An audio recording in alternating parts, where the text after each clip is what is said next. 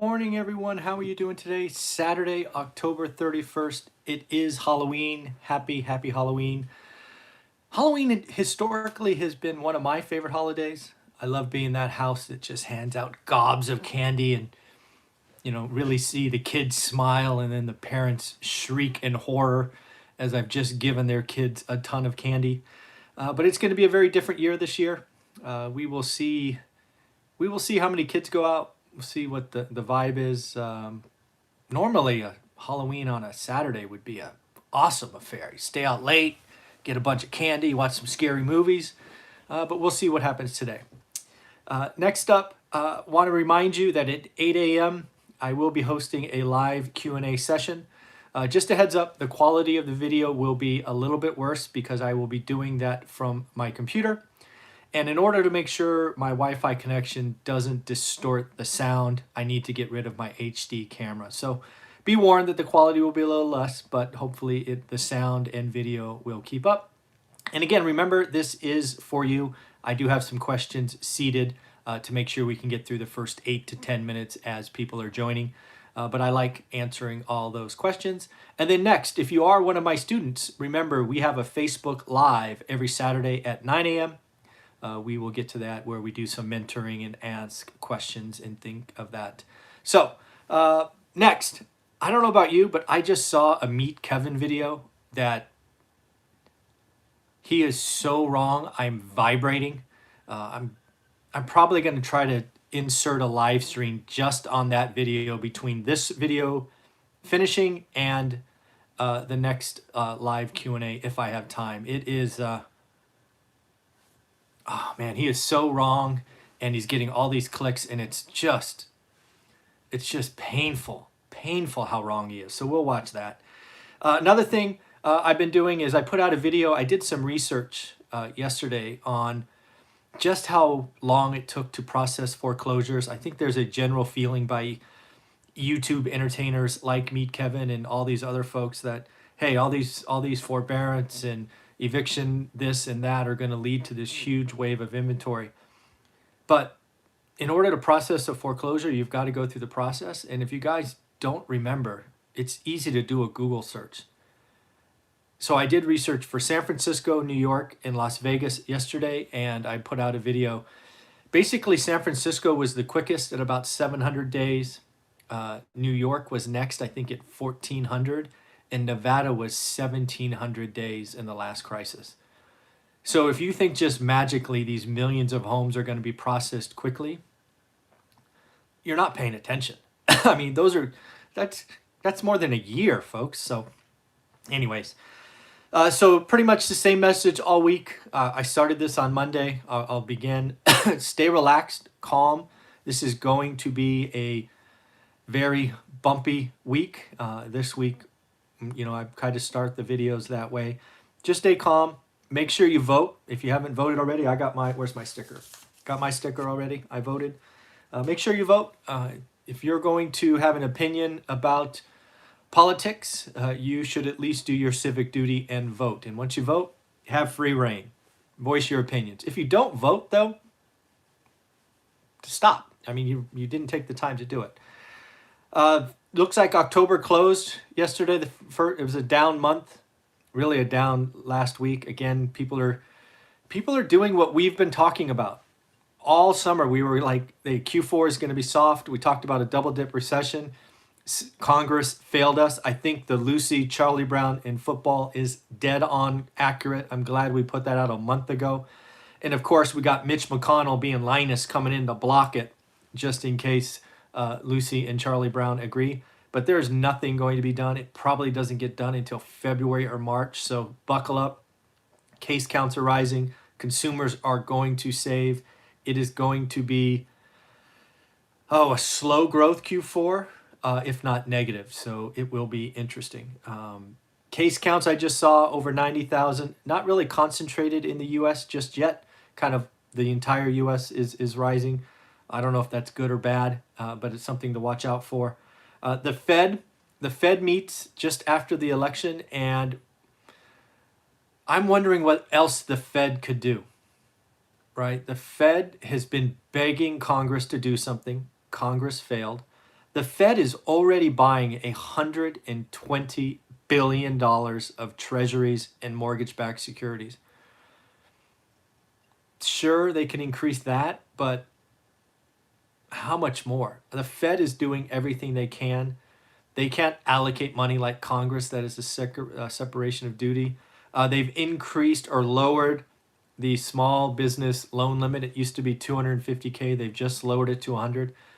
I give the Fed props for trying, but they sort of showed up to the dance, and their dance partner, the Congress, never came. So that is pretty sad. But it'll be interesting. I expect the Fed to release a pretty terse pointing fingers at Congress. Now, you got to remember the Fed's a political animal, even though they pretend not to be, so it won't be as black and white as you and I would like. But they are going to, they're going to blame Congress in their own subtle ways. Don't know if you have Dunkin' Donuts by you, but it looks like Dunkin' Donuts is going to go private.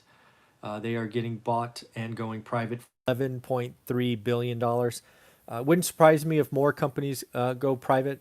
Right, the values have been discounted, so hey, snap them up when they're cheap. Just like you and I with real estate. When real estate is cheap, you buy it. When cost of capital is cheap, buy it.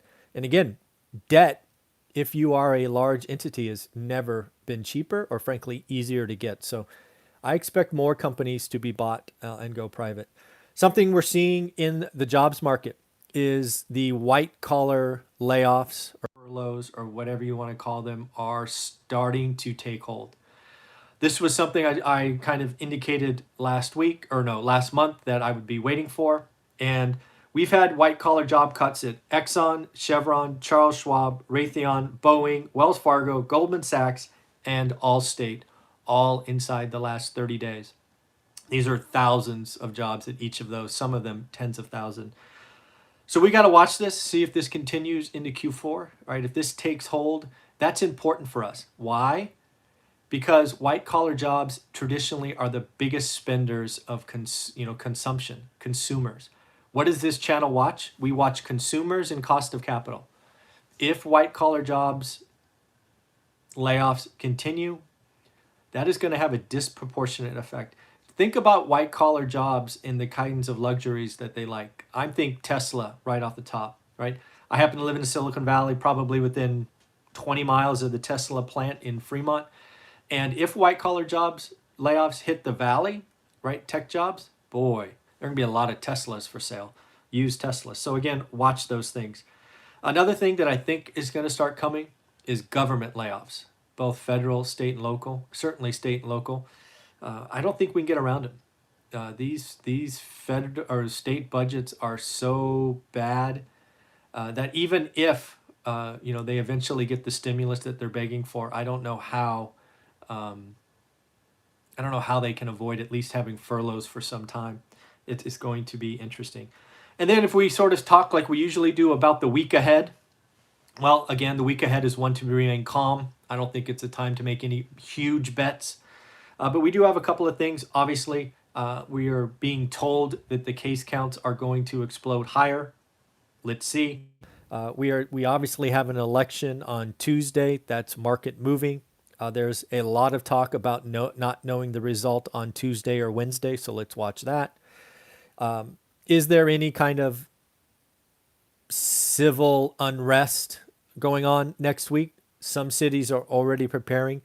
We have seen cities already starting to board up windows and things of that nature, so we will watch that. The big one for me is the Fed meeting on Wednesday. What are they going to say, right? What is they'll release it on Thursday, so we will see that. And then, of course, Friday's unemployment number. Friday's unemployment number for September is going to be market moving. I'm actually expecting it to be down. I don't remember what it was last month, 7.6 maybe.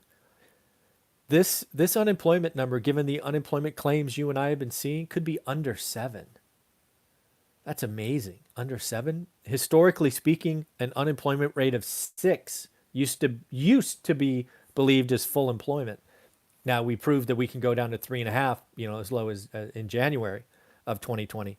But just realize a 6.9, 6.8% print on Friday for September. that will point to the economy growing and all of that.